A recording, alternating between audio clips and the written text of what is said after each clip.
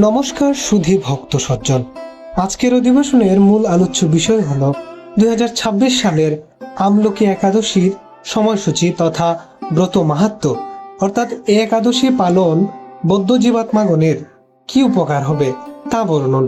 আমলকি একাদশীর তিথি শুরু হবে 13ই ফাল্গুন রোজ বৃহস্পতিবার 26শে ফেব্রুয়ারি রাত্রি 12টা 30 মিনিট থেকে এবং একাদশীর তিথি সমাপ্ত হবে 14ই ফাল্গুন শুক্রবার 26 ফেব্রুয়ারি রাত্রি 10টা 23 পর্যন্ত।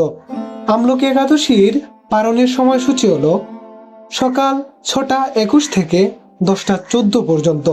এখন জানবো এই একাদশী ব্রতের মাহাত্ম্য কথা।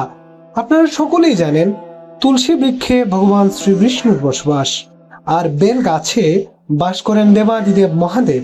কিন্তু আপনারা হয়তো জানেন না পৃথিবীর বুকে এমন এক বৃক্ষ আছেন যার মাঝে বসবাস করেন ব্রহ্মা, বিষ্ণু এবং মহেশ্বর, আর এই অলৌকিক বৃক্ষের নামই হলো আমলকি। পুরাণ শাস্ত্রে কথিত রয়েছে বিশ্বের আদি বৃক্ষ হলেন নাকি আমলকি বৃক্ষ, যার সৃষ্টি হয়েছিল ভগবান শ্রী বিষ্ণুর মুখপদ্ম হতে। তাই সনাতন পুরাণ সমূহে আমলকি বৃক্ষের গুরুত্ব এবং মাহাত্ম্য বর্ণন করে শেষ করার নহে, কারণ এর ফল বক্ষণে অর্থাৎ আমলকি ফল খেলে অগণিত রোগের সমাপ্তি হয়। শুধু বক্ষণে নয়, স্পর্শে এবং এর থেকে পাওয়া অক্সিজেনও হাজারো রোগের উপশম ঘটে। শাস্ত্রমতে এর মাহাত্ম্য শেষ করার নয়। আর শ্রীবিষ্ণুর প্রিয় বলেই এর নামে একটি একাদশী ব্রতেরও উল্লেখ পাওয়া যায়। ফাল্গুন মাসের শুক্ল পক্ষের একাদশী পালন করলে জীব যত বড়ই পাপী করুক না কেন, নিঃসন্দেহে সে শ্রীহরির চরণ লাভ করবে।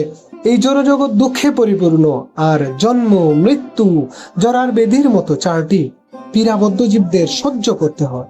তাই এই দুঃখময় সংসার থেকে চিন্ময় ধাম বা বিষ্ণুলোক প্রত্যাবর্তন করার জন্য এই একাদশী ব্রত ভবসাগরে তরুণী পাওয়ার স্বরূপ।